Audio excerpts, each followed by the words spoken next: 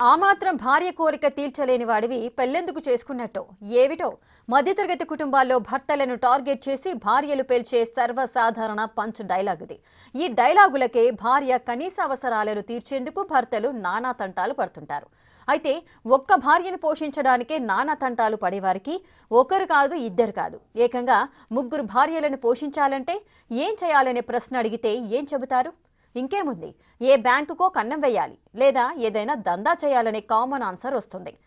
సరిగ్గా ఓ వ్యక్తి అదే చేశాడు. మరి ఈ న్యూస్ దానికి సంబంధించిందే. హత్యాయత్నం కేసులో చర్లపల్లి జైలుకు వెళ్లిన షేక్ మహబూబ్ ఆలం జైలు నుంచి వచ్చిన 3 నెలల నుంచి గంజాయి అమ్మకాలు స్టార్ట్ చేశాడు. అయితే తాజాగా గట్కేసర్ ఎక్సైజ్ పోలీసులు ఆలంను అరెస్ట్ చేశారు. ఇంతకీ అలం ఈ దందాను ఎందుకు చేస్తున్నాడని పోలీసులు విచారించగా అలం చెప్పిన విషయానికి పోలీసులు షాక్ అయ్యారు.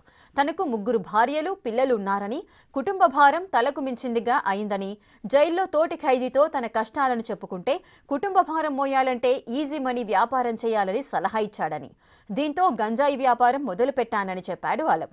దీంతో అలం క్రైమ్ స్టోరీ వెనుక 3 భార్యల సంసార బాధ ఉందని పోలీసులు గుర్తించారు. షేక్ మహబూబ్ ఆలం ఇంట్లో 6.4 కేజీల గంజాయి పట్టుకున్నారు పోలీసులు. జైల్లో పరిచయమైన కంపల్లి తిరుపతి ఇచ్చిన గంజాయిని ఇతరులతో అమ్మకాలు జరుపుతున్నట్టుగా షేక్ మహబూబ్ ఆలం తెలిపాడు. గంజాయితో పట్టుబడ్డ ఇద్దరితో పాటు గంజాయి సరఫరా చేసిన తిరుపతిపై కూడా పోలీసులు కేసు నమోదు చేశారు.